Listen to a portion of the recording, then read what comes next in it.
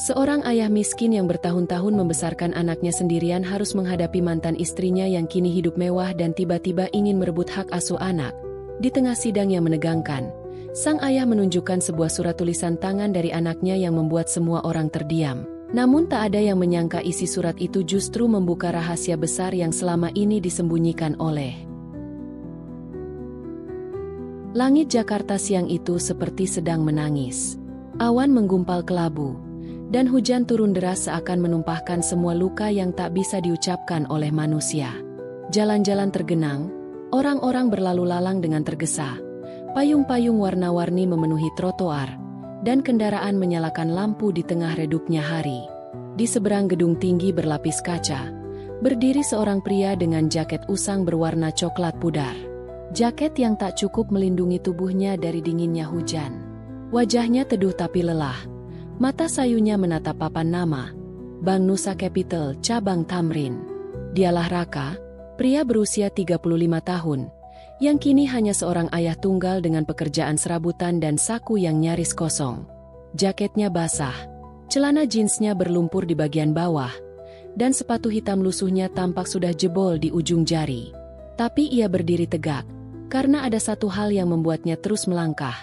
Ilham, putra kecilnya yang sedang menunggu susu di rumah kontrakan sempit mereka. Raka menarik napas panjang sebelum masuk ke dalam bank. Begitu pintu kaca otomatis terbuka, aroma parfum mahal dan pendingin ruangan langsung menyerangnya. Dunia di dalam sini terasa seperti planet lain. Dinding bersih mengilap, lantai marmer putih tanpa noda, dan suara musik klasik mengalun pelan di balik suara mesin antrean dan keyboard teller. Para nasabah berdasi sibuk memeriksa saldo di gadget mereka. Seorang ibu muda dengan tas bermerek menyapa teller sambil tertawa lepas. Raka merasa asing. Bukan karena tak pernah ke bank, tapi karena tempat ini mengingatkannya pada hidup yang pernah ia miliki, sebelum semuanya direnggut oleh keadaan. Ia melangkah pelan ke antrean. Beberapa orang menatapnya dari ujung kepala sampai kaki. Ada yang memalingkan muka. Ada yang tersenyum miring. Raka tetap menunduk, menggenggam slip kecil dengan nomor antrean 302. Ia duduk di kursi tunggu, dan waktu seakan berjalan sangat lambat. Hujan di luar makin deras, tapi dingin justru lebih terasa di dalam sini. Tak lama, suara dari pengeras menyebut nomornya. Nomor 302, silakan ke loket 3. Raka berdiri, melangkah menuju loket. Dan saat ia mengangkat wajah, Dek, dunia seperti berhenti berputar sejenak. Di balik kaca loket 3 berdiri seorang perempuan dengan riasan elegan, rambut tersanggul rapi, dan kemeja bank yang tampak mewah di tubuh rampingnya. Mata perempuan itu melebar sesaat, lalu menyipit seolah menilai. Nadia, perempuan yang dulu pernah mencintainya. Mantan istrinya, ibu dari Ilham. Perempuan yang kini hidup dalam kemewahan setelah meninggalkannya demi laki-laki lain, pengusaha properti yang kaya raya. Nadia menarik napas pelan. Suaranya dingin. Keperluannya, Mas. Raka. Raka menunduk, meletakkan KTP dan buku tabungan. Mau tarik uang 700.000, Nadia. Nadia membaca data itu cepat. Matanya sedikit berkedut. Tersisa 725.000. Ditarik semua. Jangan. Sisakan 25.000. Jawab Raka pelan. Perempuan itu mengetik sesuatu di komputer. Lalu dengan nada yang tak perlu ia ucapkan sekeras itu, ia berkata, saldo nasabah ini 725.000 ya. Ditarik 700.000. Sisa 25.000. Beberapa nasabah menoleh. Raka menunduk. Wajahnya memerah, tapi bukan karena marah, karena malu. Nadia menatapnya lama, lalu menyodorkan uang dengan satu tangan. Susah ya hidup jadi orang gagal, katanya setengah berbisik, tapi cukup keras untuk menyakitkan. Raka menerima uang itu, memasukkannya ke dalam dompet yang sudah mengelupas di pinggirannya. Ia tidak menjawab, tidak juga memaki. Hanya menatap mata Nadia dengan tatapan yang dulu pernah membuat perempuan itu jatuh cinta. Tapi kini, tatapan itu kosong. Lelah. Terima kasih, ucapnya singkat. Ia membalikan badan dan berjalan keluar bank, melewati lantai yang licin dan tatapan yang menusuk. Begitu pintu terbuka, udara dingin langsung menyambut wajahnya. Hujan belum berhenti. Raka membuka kembali payung sobeknya, menatap langit sebentar, dan melangkah pelan menyusuri trotoar becek. Di tangan kirinya, plastik berisi susu bubuk untuk Ilham. Langkah demi langkah ia lewati di antara hiruk-pikuk kota yang tak pernah peduli. Matanya basah, entah oleh hujan, atau oleh sesuatu yang lebih menyakitkan dari itu. Namun di balik semua itu, satu bayangan kecil hadir di pikirannya. Anak kecil yang selalu menyambutnya dengan pelukan, dengan tawa kecil, dengan pertanyaan sederhana. "Papa bawa susu? Papa capek, ya? Papa sayang aku." Dan Raka tahu, untuk senyuman kecil itu, dia akan bertahan, akan tetap berdiri, walau dunia ingin menjatuhkannya berkali-kali.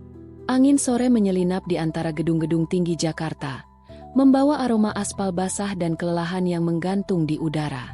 Hujan belum benar-benar reda, hanya menyisakan gerimis yang turun pelan, tapi cukup untuk membuat tubuh yang lelah terasa kian menggigil. Raka melangkah pelan di sepanjang trotoar yang becek, menghindari genangan air yang menghitam dan licin.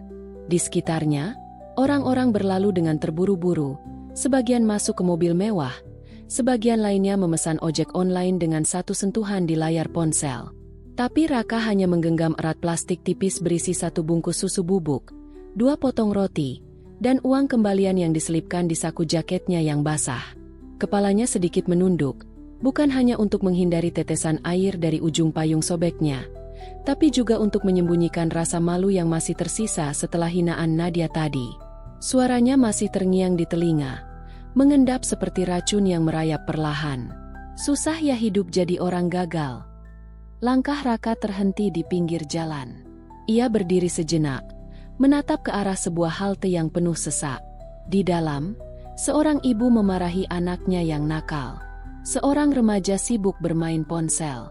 Seorang pria tua tampak tertidur dengan kepala bersandar di dinding kaca. Raka menarik napas panjang. Ia memilih tidak naik angkot hari ini.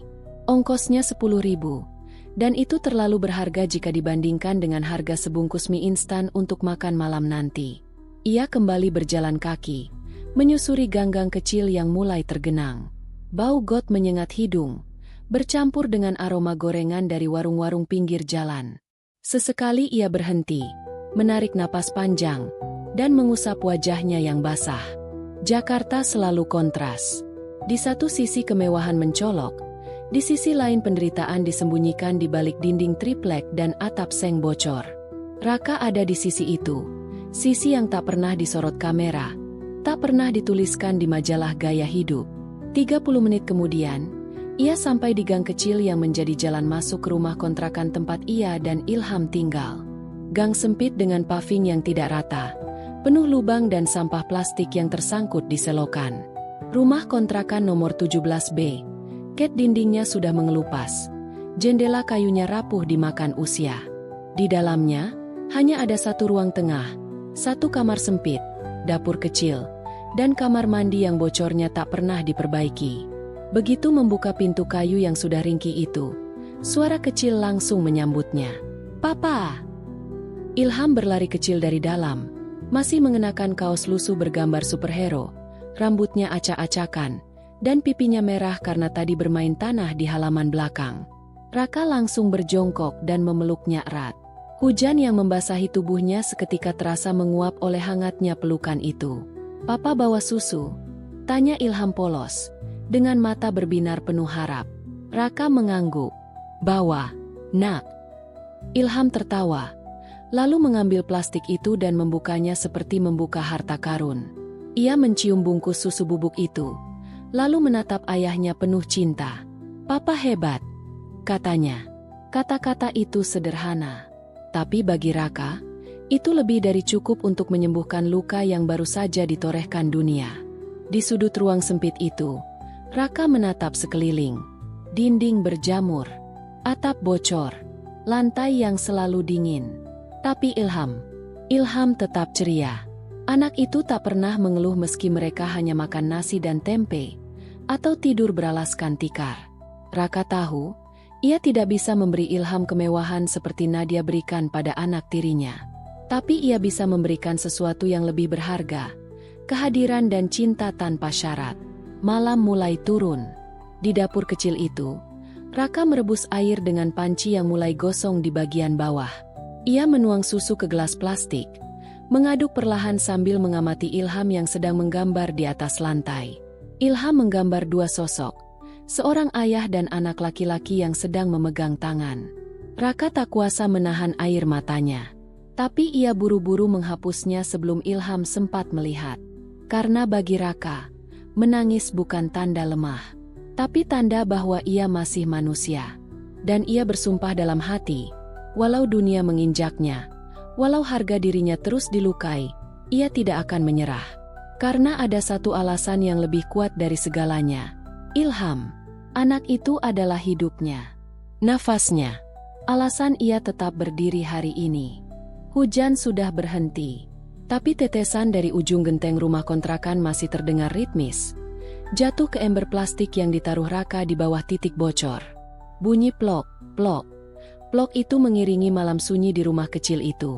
Lampu 5 watt menggantung di tengah ruangan. Cahayanya temaram kekuningan. Sekadar cukup untuk menerangi wajah polos Ilham yang kini duduk di lantai, menggambar sambil mengunyah roti. Kaosnya sudah diganti.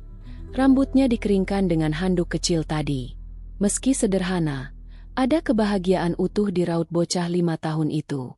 Raka duduk di pojok ruangan, bersandar di dinding. Tubuhnya letih, tapi jiwanya sedikit tenang. Ia mengamati anaknya dari kejauhan. Ilham memang tak banyak mengerti dunia, tapi justru karena itulah, senyumnya terasa paling tulus. Senyum yang tak dibuat-buat. Senyum yang lahir dari rasa cukup, bukan dari kepemilikan. "Papa lihat deh," kata Ilham tiba-tiba, mengangkat kertas gambarnya. "Tadi Ilham gambar kita berdua. Nih, Papa sama Ilham lagi pegang tangan. Ini kita lagi beli es krim." Raka tersenyum. Matanya mulai berkaca-kaca. Gambar itu sederhana. 2 orang stickman berdiri di bawah matahari besar dan es krim warna pink di tangan Ilham. Tapi untuk Raka, itu adalah lukisan terindah yang pernah ia lihat. "Bagus banget, Nak," ucapnya pelan, mencoba tetap tegar. "Kita kapan-kapan beli es krim beneran, ya?" Ilham mengangguk semangat. "Tapi yang 2 rasa ya, Pak, coklat sama stroberi." Raka mengangguk. Dalam hati, ia menyimpan janji itu. Bukan hanya soal es krim, tapi soal semua yang tak mampu ia berikan sekarang. Ia ingin membayar semuanya, suatu hari nanti. "Ilham sayang Papa," ucap bocah itu lirih. "Papa juga sayang Ilham lebih dari apapun," jawab Raka sambil mengusap kepala anaknya. Malam itu mereka tidur berdampingan di atas tikar, hanya beralaskan selimut tipis dan bantal lama yang baunya sudah seperti kenangan. Raka memeluk Ilham dari belakang, seolah dunia tak akan bisa menyentuh anak itu selama ia masih hidup. Tapi mata Raka tak bisa benar-benar terpejam. Pikirannya melayang ke masa lalu. Ke waktu ketika Ilham baru lahir dan Nadia masih bersamanya. Waktu-waktu saat mereka berjuang dari nol. Saat mereka hanya punya 1 kompor, 1 kasur, dan banyak harapan. Namun semuanya berubah cepat. Ketika Raka kehilangan pekerjaan, Nadia mulai berubah. Kata-katanya menjadi dingin. Sentuhannya menjadi jauh. Dan pada akhirnya, ia pergi, memilih kenyamanan dan kekayaan, meninggalkan Raka dan Ilham tanpa menoleh. Sakit, tentu. Tapi yang paling menyakitkan bukan ditinggalkan, melainkan saat Ilham bertanya polos, "Papa, Mama kemana sih? Kok nggak pernah pulang?" Raka memeluk Ilham lebih erat malam itu, berbisik dalam hati, "Nak, maaf Papa belum bisa kasih rumah bagus, baju baru, atau mainan mahal. Tapi Papa janji, cinta Papa buat kamu, enggak akan pernah kurang sedikit pun." Dari luar jendela, terdengar suara jangkrik dan tetesan air hujan dari pepohonan. Kota Jakarta yang kejam untuk orang seperti Raka, kini tertidur. Tapi di dalam rumah kecil itu, seorang ayah masih terjaga, menatap wajah anaknya, dan menemukan kekuatan baru. Senyuman kecil itu. Itulah satu-satunya cahaya yang tak bisa dipadamkan oleh gelapnya hidup.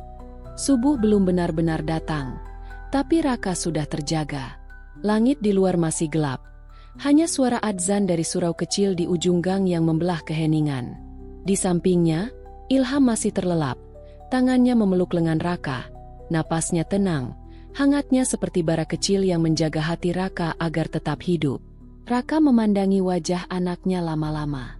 Matanya yang tertutup, bibir mungilnya yang sedikit terbuka, dan gerakan dadanya yang naik turun pelan. Raka menunduk, mencium ubun-ubun anak itu dengan pelan. "Nak, semoga nanti kamu besar.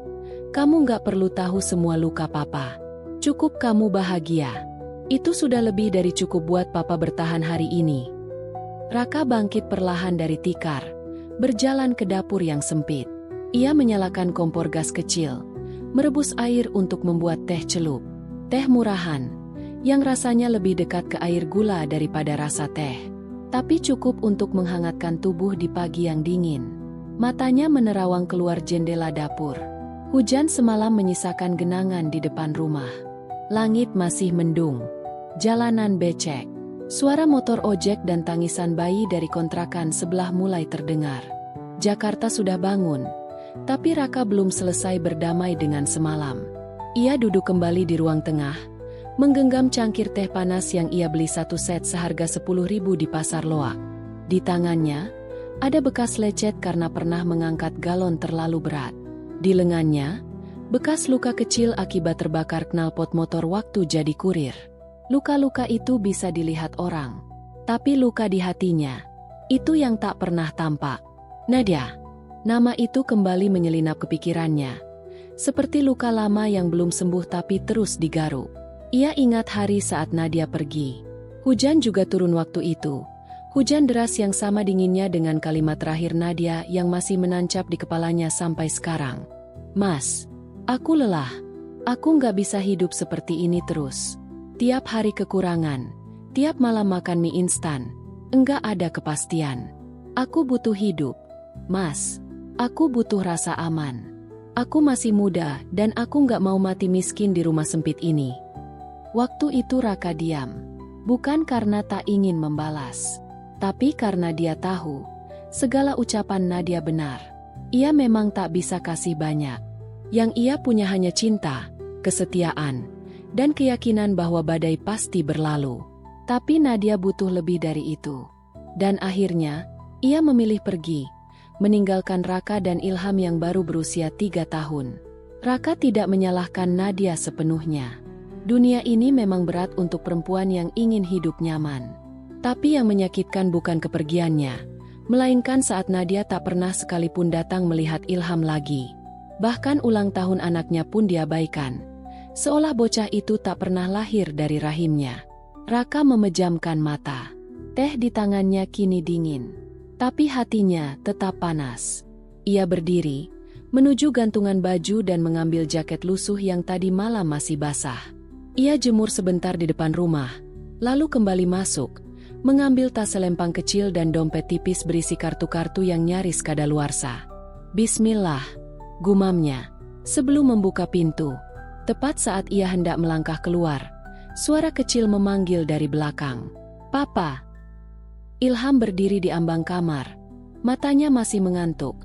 Rambutnya berdiri ke atas seperti rumput liar. "Papa mau kerja ya?" tanyanya pelan. Raka mengangguk, lalu mendekat dan berlutut di hadapan anak itu. "Iya, Nak, biar Ilham bisa tetap minum susu." Ilham mengangguk, lalu memeluk leher ayahnya. Lama. Seolah ia tahu, pelukan itu adalah kekuatan yang dibutuhkan ayahnya untuk menantang dunia di luar sana. "Ilham, doain Papa. Biar Papa kuat," bisik Ilham. Raka menahan napas. Matanya basah. Tapi ia menepuk punggung anaknya pelan, dan tersenyum sambil berucap, "Selama Ilham percaya sama Papa, Papa pasti kuat." Saat Raka keluar dari rumah itu, udara pagi belum bersahabat, tapi langkah kakinya mantap. Di kepalanya, luka masa lalu memang masih terasa. Tapi di hatinya, ada cahaya kecil bernama Ilham yang membuat semua luka itu terasa layak dijalani. Dan begitulah, di antara orang-orang yang berjalan cepat, mobil-mobil mahal yang melintas, dan gedung-gedung tinggi yang sombong, seorang pria sederhana bernama Raka melangkah tegak. Tak punya banyak, tapi punya satu hal yang tak bisa dibeli siapapun. Cinta dari seorang anak yang percaya penuh pada ayahnya. Siang itu langit Jakarta tampak ragu. Awan menggantung seperti ancaman yang belum dijatuhkan. Udara panas dan lembab membuat kemeja-kemeja orang kantoran menempel ketat di punggung mereka. Tapi di gang kecil menuju rumah kontrakan Raka, dunia terasa diam. Raka baru saja pulang dari mengantar paket dagangan online milik temannya. Ia dibayar Rp10.000 untuk satu tujuan. 3 kali jalan hari ini, dan kakinya mulai terasa berat. Sepatu bolongnya sudah basah oleh air got yang sempat meluber di salah satu gang sempit. Tapi ia tetap melangkah, karena ia tahu, Ilham sedang menunggu makan siang.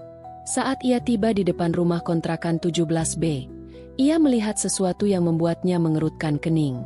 Di sela pintu yang tak tertutup rapat, ada sebuah amplop putih diselipkan. Bukan tagihan listrik, bukan surat dari kelurahan. Kertasnya tebal, pinggirannya berbingkai emas. Raka mengambil amplop itu perlahan. Jantungnya berdetak sedikit lebih cepat saat membaca nama pengirim yang tercetak di pojok kanan atas. Nadia Reza. Tangannya gemetar sejenak. Ia membuka amplop itu dan menarik isinya. Sebuah undangan pesta ulang tahun anak. Dicetak mewah, huruf timbul, dihiasi gambar kartun dan balon warna-warni. Dengan hormat, kami mengundang Bapak Ibu untuk hadir dalam perayaan ulang tahun ke-6 putri kami, Meisha Azalia Reza. Hari Sabtu, pukul 15 WIB. Tempat, Ballroom Hotel Diamond Sky, lantai 7. Dress code, kasual elegan. Terima kasih atas kehadirannya. Raka terdiam. Matanya menatap nama itu. Meisha. Bukan Ilham. Tapi gadis kecil dari pernikahan Nadia dengan suaminya yang sekarang. Ia menunduk. Nafasnya tak beraturan. Di antara jemarinya, undangan itu terasa lebih berat dari sekadar selembar kertas. Rasanya seperti tamparan dari masa lalu yang belum selesai.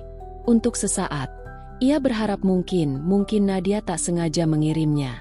Tapi di bawah surat itu, ada satu catatan kecil tulisan tangan. Semoga sempat datang. Biar lihat, hidupku sekarang seperti apa. N. Raka mengepalkan tangan. Entah bagaimana Nadia tahu alamatnya sekarang. Entah kenapa ia merasa perlu mengirim undangan kepada mantan suami yang sudah ia tinggalkan bertahun-tahun lalu. Tapi satu hal yang pasti, ini bukan undangan. Ini hinaan. Ini unjuk kuasa. Ini ejekan yang dibungkus dalam pita emas. Tapi di tengah amarah itu, Ilham keluar dari dalam rumah, sambil tersenyum polos. Papa pulang. Ia berlari, memeluk pinggang ayahnya. Ilham lapar. Tapi tadi Ilham nggak nakal. Tadi Ilham gambar rumah kita pakai crayon. Raka menyembunyikan amplop itu di belakang punggung. Ia tak ingin Ilham melihatnya. Ia tak ingin anaknya tahu bahwa ibunya kini merayakan pesta mewah untuk anak lain. Sementara Ilham bahkan belum pernah tiup lilin ulang tahun sejak Nadia pergi. Papa bawa mie goreng ya? Tanya Ilham penuh semangat. Raka mengangguk sambil berusaha tersenyum. Bawa. Nak, ayo kita makan sama-sama. Mereka masuk ke rumah kontrakan. Duduk bersila di atas tikar. Raka membuka kantong kresek, mengeluarkan 2 bungkus mie instan yang tadi dimasak di warung sebelah. Ilham tertawa senang, seperti sedang menyantap makanan hotel bintang 5. Dan saat itulah Raka sadar, di tengah dunia yang begitu gemar merendahkannya, masih ada satu makhluk kecil yang melihatnya sebagai pahlawan. Ilham tak peduli soal hotel, baju mahal, atau pesta ulang tahun mewah. Ia hanya butuh Raka. Ia hanya butuh seorang ayah yang mencintainya dengan tulus. Tapi malam itu, saat Ilham sudah tidur lelap, Raka duduk sendiri di pojok ruangan. Ia menatap kembali undangan yang disimpannya di saku. Kertas itu masih utuh. Tapi hatinya sudah terkoyak jauh sebelum amplop itu dibuka. Ia menatap foto anak dalam undangan itu. Seorang gadis kecil berdiri di taman, mengenakan gaun pink, dikelilingi balon. Anak itu bukan Ilham. Dan entah kenapa, Raka ingin tahu, seberapa mewah hidup Nadia sekarang? Sejauh apa ia telah melangkah meninggalkannya? Dan masih adakah sisa luka di hati perempuan itu yang bisa ia lihat di balik senyum palsunya? Raka menatap kalender di dinding. Sabtu, 2 hari lagi.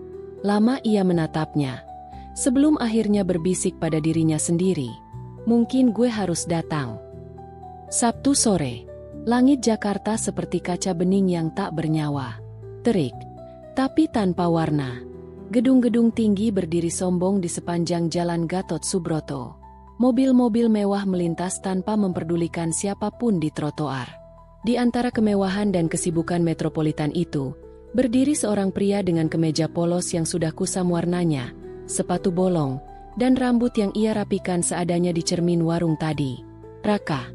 Tangannya menggenggam amplop undangan yang kini sudah lusuh karena terlalu sering dipegang. Dibuka, dilipat, lalu disimpan lagi. Wajahnya kaku. Matanya menatap tinggi ke arah bangunan mewah bertuliskan Hotel Diamond Sky Ballroom lantai 7. Disinilah Nadia merayakan ulang tahun anaknya. Bukan Ilham, tapi anak dari pernikahan barunya. Raka menarik napas panjang, mencoba menegakkan punggung. Ia tidak datang untuk mengemis simpati. Ia tidak datang untuk membuat keributan. Ia hanya ingin tahu. Ingin tahu sejauh apa dunia bisa berubah begitu cepat. Ingin tahu seberapa kecil dirinya di mata orang yang dulu pernah memanggilnya cinta. Ia melangkah masuk ke lobi hotel. Pendingin ruangan langsung menyergap kulitnya yang masih terasa panas oleh jalan kaki dari halte. Lantai mengilap. Marmer putih yang refleksinya seperti cermin. Di sisi kanan, bunga-bunga besar berdiri dalam pot keramik mahal. Pelayan hotel berseragam rapi menyambut dengan senyum. Tapi Raka hanya berjalan pelan ke arah lift. Ia tak ingin menoleh, tak ingin banyak bicara. Di dalam lift, ia berdiri bersama 2 tamu lain. Seorang ibu muda mengenakan gaun hitam, rambutnya ditata sempurna. Di sebelahnya, seorang pria setengah baya berjas formal. Mereka sempat melirik Raka dari ujung kepala, menilai dalam diam. Dan seperti biasa, Raka diam. Ia sudah kebal dinilai dari luar. Tapi tetap ada bagian kecil di dalam dirinya yang hancur. Denting lift berbunyi. Pintu terbuka. Lantai 7. Ballroom hotel terbentang megah. Langit-langit tinggi dengan lampu gantung kristal. Meja-meja bundar dengan taplak putih dan kursi berbalut pita emas. Musik anak-anak versi orkestra mengalun lembut. Di ujung ruangan, panggung kecil dengan dekorasi bertuliskan Happy Birthday Mesha. Balon-balon menggantung di atas. Badut berjalan mondar-mandir. Dan para tamu berdandan glamor. Anak-anak kecil dengan gaun dan jas kecil tertawa sambil mengejar balon sabun. Raka berdiri di ambang pintu. Sendirian, satu-satunya orang tanpa jas, satu-satunya yang tidak membawa kado, satu-satunya yang tak diundang untuk bahagia, hanya untuk melihat. Dan di tengah semua itu, Nadia muncul. Perempuan itu mengenakan gaun putih gading yang jatuh anggun di tubuhnya. Rambutnya disanggul elegan, wajahnya berseri. Di sampingnya berdiri pria jangkung berkemeja biru tua dan jam tangan mahal, Reza, suaminya. Dan di antara mereka, berdiri gadis kecil bergaun pink, memegang buket bunga, Mesha. Mata Nadia langsung menangkap Raka yang berdiri di dekat pintu. Ia tertegun sesaat, lalu tersenyum miring. Tanpa basa-basi, Nadia berjalan ke arah Raka. Tumit sepatunya beradu dengan lantai ballroom, menimbulkan suara tik-tik-tik yang tajam di telinga. Ia berdiri di hadapan Raka. Wajahnya datar. Oh, kamu datang juga rupanya. Raka menunduk sedikit, tak ingin menciptakan keributan. Aku cuma mampir sebentar. Undangannya sampai ke rumah. Nadia tersenyum, senyum sinis yang sama seperti saat di bank. Ya, memang sengaja aku kirim. Biar kamu bisa lihat, seperti inilah hidup kalau kita ambil keputusan yang benar. Raka menatapnya. Tenang, tapi di dalam dadanya, ribuan duri sedang berputar. Aku nggak datang untuk melihatmu. Aku cuma ingin tahu, sejauh mana kamu bisa membuang masa lalumu. Nadia menyilangkan tangan. Masa lalu nggak penting, Ra. Apalagi masa lalu yang gagal. Kamu bukan siapa-siapa lagi. Raka tersenyum kecil. Tapi Ilham masih anakmu. Perempuan itu diam. Tatapannya sedikit gentar. Tapi dengan cepat ia membuang muka. Aku bahagia sekarang. Meisha punya segalanya. Ilham, ya, semoga kamu bisa urus dia dengan baik. Itu aja. Dan sebelum Raka sempat bicara lagi, suara dari pengeras ruangan terdengar. Kita sambut ulang tahun Meisha Azalia. Anak cantik yang beruntung, dengan papa dan mama yang luar biasa. Tepuk tangan meledak. Lampu panggung menyala. Balon jatuh dari atas. Raka berdiri sendiri di sisi ruangan, terpinggirkan oleh semua kemewahan ini. Orang-orang bahkan tak tahu siapa dia. Hanya seorang pria kurus dengan wajah letih yang tak pantas ada di pesta ini. Ia menatap panggung, melihat Nadia mengangkat Meisha, memeluknya, mencium pipinya, dan berkata, "Mama sayang Meisha. Meisha adalah hadiah terindah." Dan saat itu, di dalam dada Raka, ada sesuatu yang runtuh. Bukan karena ia cemburu. Bukan karena Meisha dapat segalanya. Tapi karena Ilham tak pernah mendapat pelukan itu dari perempuan yang melahirkannya. Raka memutar badan. Melangkah keluar dari ballroom. Kepalanya menunduk. Undangan itu ia buang di tong sampah dekat lift. Dan ketika ia masuk ke dalam lift, air matanya jatuh satu persatu. "Maaf, Nak, dunia ini terlalu kejam. Tapi Papa janji, kamu gak akan kekurangan cinta dari Papa seumur hidupmu." Hujan kembali turun malam itu, seolah langit ikut merasakan apa yang dirasakan hati Raka. Ia berjalan di trotoar panjang, menyusuri jalanan ibu kota yang kini tampak dingin dan asing. Setiap langkah berat, setiap tarikan napas seperti mengangkat beban yang tak kelihatan. Pesta ulang tahun mewah itu. Wajah Nadia yang bahagia, Meisha yang dikelilingi tawa dan sorakan, semuanya masih berputar di kepalanya. Tapi bukan itu yang menyakitkan. Yang paling menusuk adalah kenyataan bahwa Ilham, anak kandung Nadia, bahkan tak disebut, tak dikenang, seolah tak pernah ada. Sesampainya di kontrakan, Raka mengetuk pelan pintu kayu yang mulai lapuk. "Papa!" Ilham membukakan pintu, wajahnya berseri, meski hanya diterangi lampu 5 watt dari dalam. "Papa datang. Ilham udah gambar lagi loh." Raka menahan air matanya. Ia menatap wajah anak itu. Wajah yang bersih dari luka dunia. Wajah yang memeluknya tanpa syarat. "Papa senang kamu gambar, Nak," jawabnya, pelan. "Nanti Papa lihat ya." Ilham mengangguk ceria, lalu kembali ke dalam, mengambil kertas dan crayon dari atas tikar. "Ilham gambar kita naik mobil. Yang warnanya merah. Mobilnya keren banget, Pak." Raka duduk pelan. Di tangan Ilham, hanya ada kertas bekas bungkus roti yang dibalik dan digambar di sisi putihnya. Tapi anak itu tersenyum seperti sedang menggambar di kertas kanvas mahal. Raka menatap anak itu lama. Ia tahu, cepat atau lambat, dunia akan mencoba menyakitinya. Tapi selama ia masih di sini, Raka bersumpah tak akan membiarkan siapapun menyakiti anak ini. Besoknya, pagi datang dengan mendung. Raka bangun lebih pagi, berniat mencari kerja tambahan. Mie instan terakhir sudah dimasak semalam. Dompetnya hanya berisi Rp18.000 dan beberapa receh. Ia tahu, hari ini dia harus cari cara agar Ilham tetap makan. Ia pergi ke pasar tradisional di belakang terminal. Pasar becek, penuh teriakan pedagang, aroma ikan asin dan sayur busuk, serta genangan air yang bercampur lumpur. Raka berdiri di depan warung sayur, lalu menyapa pemilik warung. "Bu, ada yang bisa saya bantu nggak? Angkat-angkat sayur, mungkin, atau bersihin." Ibu parubaya itu menatap Raka dari ujung kepala hingga kaki, lalu menjawab ketus, "Tenaga udah penuh. Lagian tampang kamu kayaknya bukan buat kerja kasar. Sana gih, jangan bikin kotor tempat saya." Raka menunduk, menahan. Ia melangkah ke kios lain. Ia tawarkan jasanya ke tukang buah, ke tukang ayam, bahkan ke tukang karung. Semua menolak. Beberapa tertawa pelan. Ada yang mengira dia pengemis. Ada yang bilang langsung, "Maaf, Mas.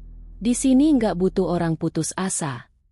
Kata itu, orang putus asa, terdengar seperti palu yang menghantam harga diri. Tapi Raka tetap bertahan. Ia tak punya pilihan lain. Ia harus dapat uang hari ini. Meski hanya 10.000. Meski hanya cukup untuk beli nasi bungkus kecil buat Ilham. Saat itu pula, hujan turun lagi. Deras, membasahi seluruh pasar dan tubuhnya yang sudah lelah sejak pagi. Raka berdiri di bawah atap seng yang bocor. Kemejanya basah kuyup. Tapi yang lebih sakit dari dinginnya hujan adalah rasa gagal yang menusuk dari dalam. Dan di tengah kesunyian itu, ponselnya bergetar. Bukan ponsel mahal, hanya feature phone murah yang ia beli second dari temannya. Layarnya kecil, tapi pesan yang muncul terasa lebih besar dari badai. "Rak, ini Nadia. Tadi Reza lihat kamu di pesta. Dia bilang kamu bikin malu. Jangan datang-datang lagi. Jangan ganggu hidupku. Jangan seret Ilham ke dalam masa lalu kita. Kasihan dia kalau terus hidup sama kamu. Dia pantas hidup lebih layak." Raka menatap layar itu lama. Tangannya bergetar. Ia membaca kalimat itu ulang-ulang. Lalu, ia tertawa. Tawa kecil. Tapi bukan tawa bahagia. Tawa getir. Tawa dari seseorang yang sudah terlalu sering dipukul dunia tapi tak bisa jatuh karena anaknya masih menunggu di rumah. Ia mengetik balasan pelan-pelan. "Aku nggak pernah ganggu hidup kalian. Tapi tolong, jangan ganggu hidup kami. Ilham nggak butuh pesta. Dia cuma butuh cinta. Dan itu nggak akan pernah kurang dari aku." Pesan itu dikirim. Dan Raka, untuk pertama kalinya hari itu, menegakkan bahu. Ia menarik napas panjang. Lalu melangkah lagi ke kios-kios pasar. Dengan baju basah dan harga diri yang hampir habis, ia tetap berjalan. Karena ia tahu, lebih hina dari dihina adalah menyerah. Sore harinya, Raka pulang membawa 1 bungkus nasi kucing dan 2 telur rebus. Bukan hasil dari bekerja, tapi dari seorang penjual soto yang iba melihatnya berdiri terlalu lama di pinggir gerobaknya. Sesampainya di rumah, Ilham langsung berseru, "Wah, Papa bawa telur. Hari ini Ilham makan sama telur, ya?" Raka tersenyum lebar, seakan tak terjadi apa-apa hari ini. Ia duduk bersila, membuka nasi bungkus pelan-pelan, dan membagi 2 telur itu. 1 untuk Ilham, 1/4 untuk dirinya sendiri. Dan malam itu, saat Ilham tidur memeluk lengannya, Raka berbisik dalam hati, "Nak, hari ini Papa ditampar dunia berkali-kali. Tapi karena senyummu, Papa tetap bisa berdiri." Pagi itu, matahari muncul malu-malu dari balik tirai awan. Untuk pertama kalinya dalam seminggu terakhir, langit Jakarta tak mendung.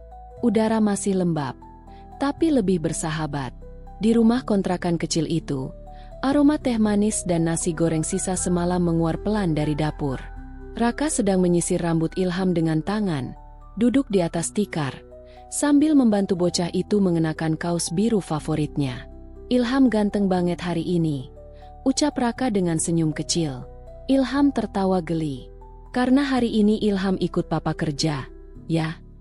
Raka mengangguk. Ia memang tak punya pilihan. Hari ini ia mendapat tawaran membantu di sebuah gudang toko buku bekas dari seorang kenalan lama bernama Pak Daryo, mantan tetangga saat Raka dan Nadia masih tinggal di kampung. Setelah lama tak bertemu, tiba-tiba Pak Daryo menelepon kemarin malam. "Gue denger keadaan lo sekarang, Rak. Gue nggak bisa bantu banyak, tapi ada kerjaan angkut-angkut buku di gudang gue. Lo mau, enggak?" Raka langsung mengiyakan. Bukan karena gajinya besar, tapi karena akhirnya ada yang masih mau memberi tangan, bukan meludah. Pagi itu mereka berdua berangkat naik angkot.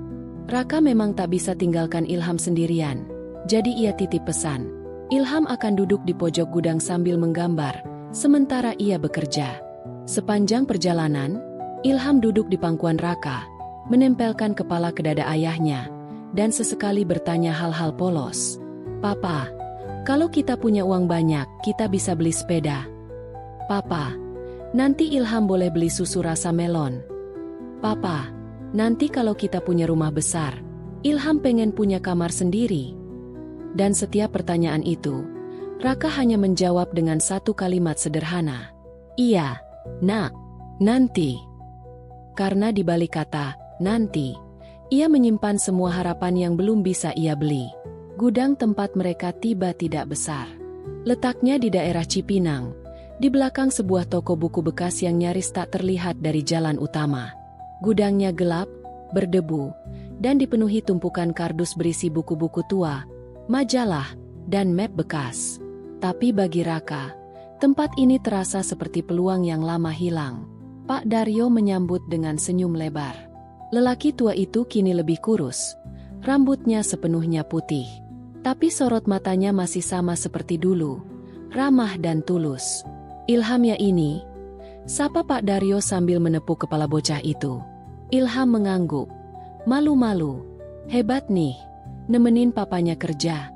Pinter kamu, Nak." Pak Daryo menggelar tikar kecil di sudut gudang, menaruh buku gambar dan pensil warna yang ia beli khusus. "Nih, gambar aja di sini ya, biar papa kamu kerja tenang." Ilham tersenyum lebar. "Makasih, Pak." Raka tak bisa berkata apa-apa. Tenggorokannya tercekat. Setelah sekian lama hidup dalam tatapan sinis dan ucapan tajam, hari ini seseorang bersikap baik, tanpa pamrih, tanpa sindiran. Hanya kebaikan murni yang sudah langka.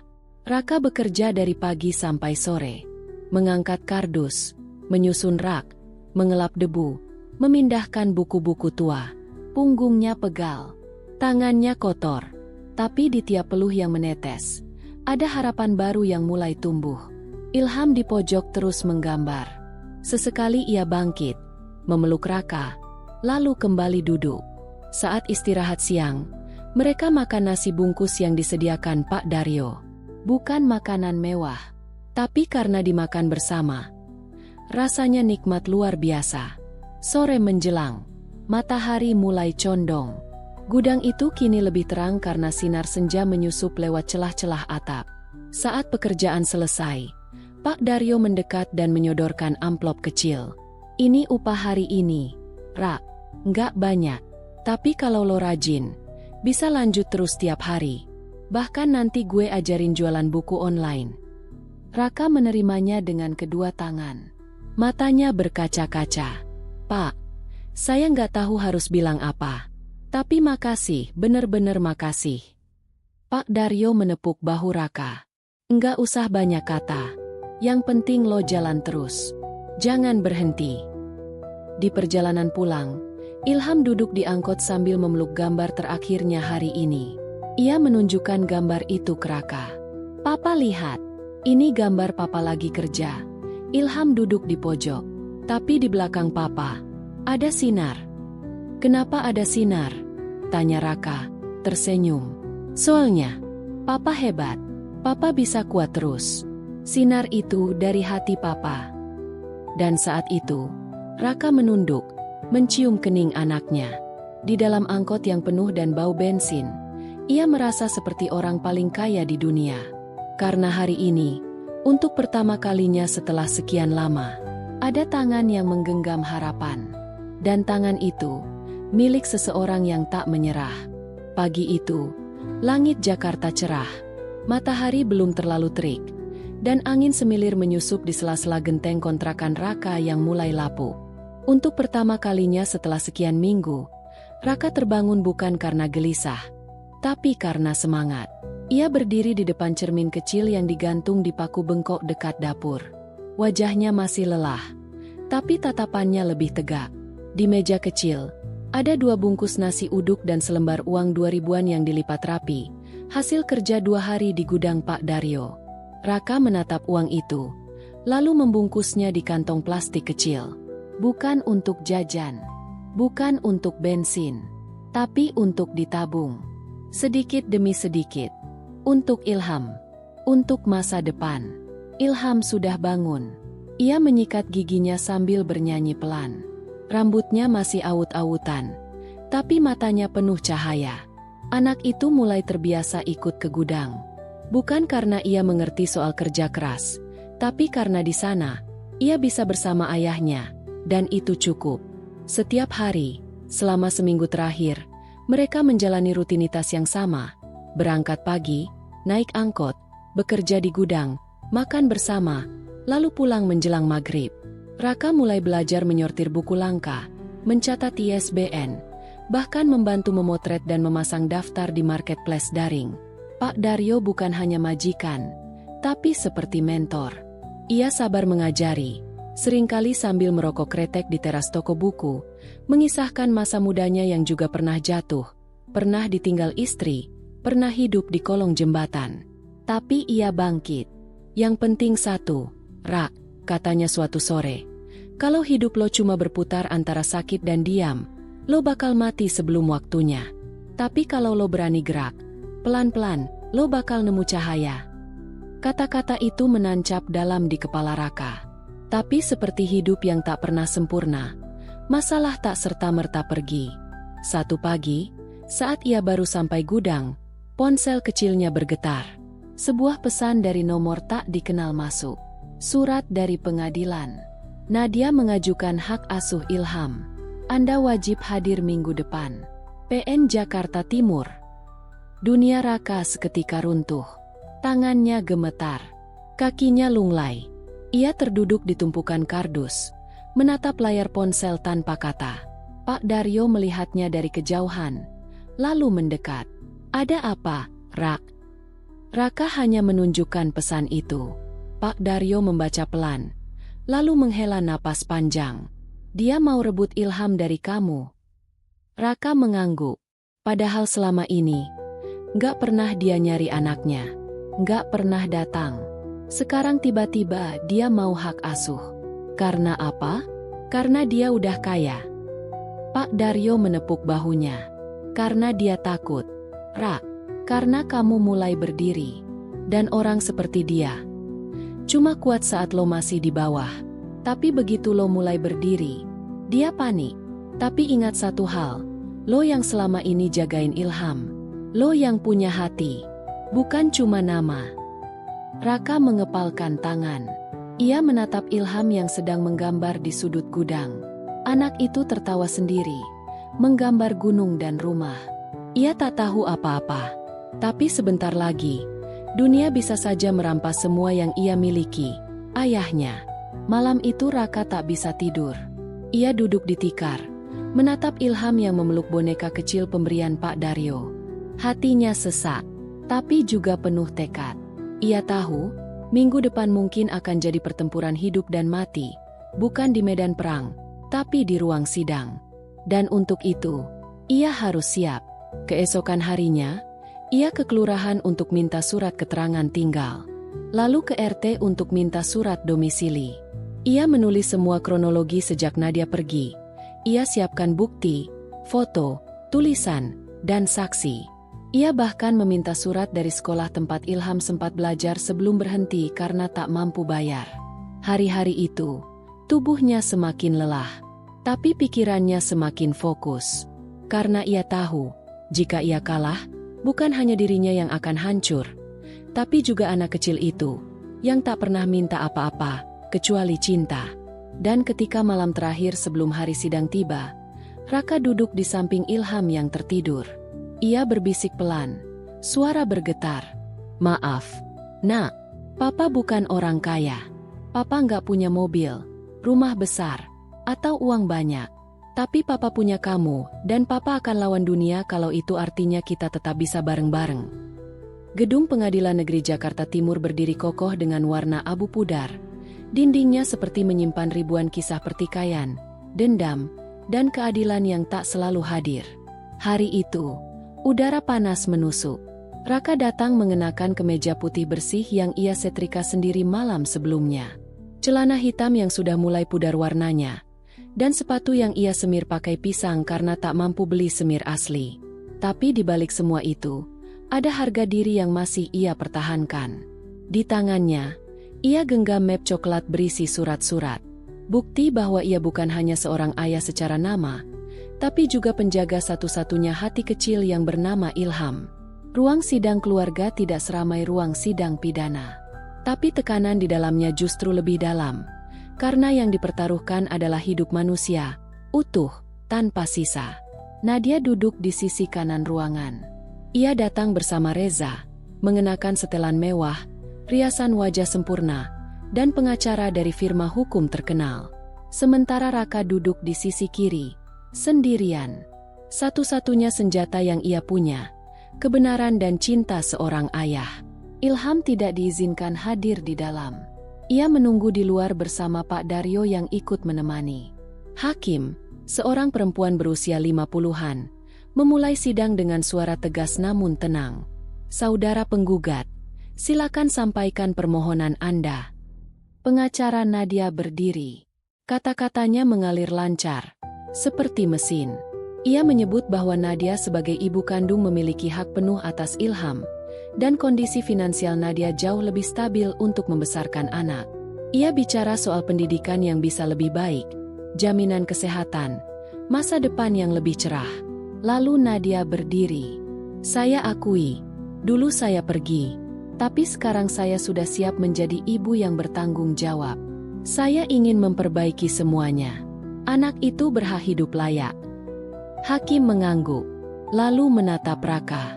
Saudara tergugat, silakan beri tanggapan. Raka berdiri, tangannya sedikit gemetar. Tapi suaranya perlahan menemukan kekuatan. Saya memang bukan orang kaya, yang mulia. Tapi sejak Nadia pergi 5 tahun lalu, saya yang rawat Ilham. Saya yang bangun pagi, suapin makan, ajarin doa sebelum tidur. Ilham tidur di pelukan saya, tumbuh di atas tikar yang saya bersihkan setiap hari. Dia nggak pernah minta mainan mahal. Dia cuma bilang satu hal. Dia ingin papanya jangan pergi.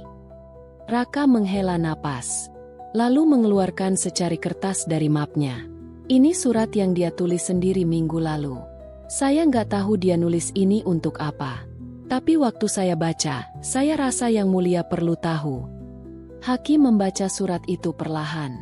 Isinya ditulis dengan huruf kecil anak-anak, miring-miring, kadang tak jelas. Tapi maknanya jelas menusuk. Kalau nanti Ilham besar, Ilham mau jadi kayak papa. Papa itu pahlawan. Papa yang kuat. Papa nggak kaya. Tapi papa sayang Ilham. Jangan ambil papa dari Ilham ya, Tuhan. Hakim menunduk sejenak, lalu meletakkan surat itu dengan hati-hati. Saudara Reza, ujar Hakim, kini menatap suami Nadia.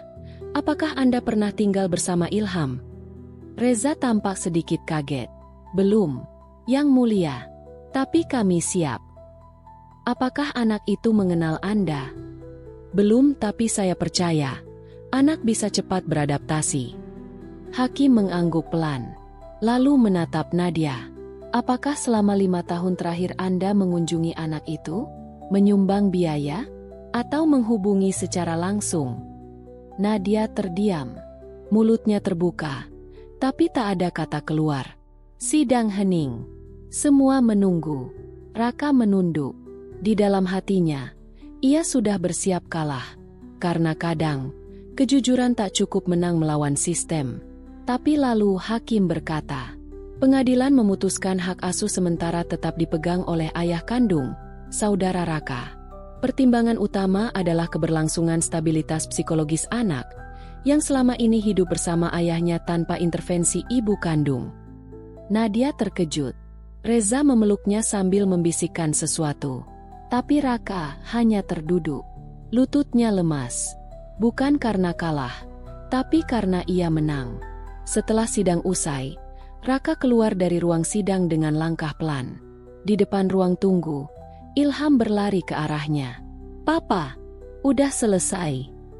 Raka mengangguk, lalu berjongkok dan memeluk anak itu. Lama, erat.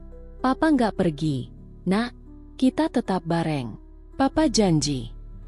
Ilham tersenyum polos, lalu menggenggam tangan ayahnya. Ayo pulang, Pak.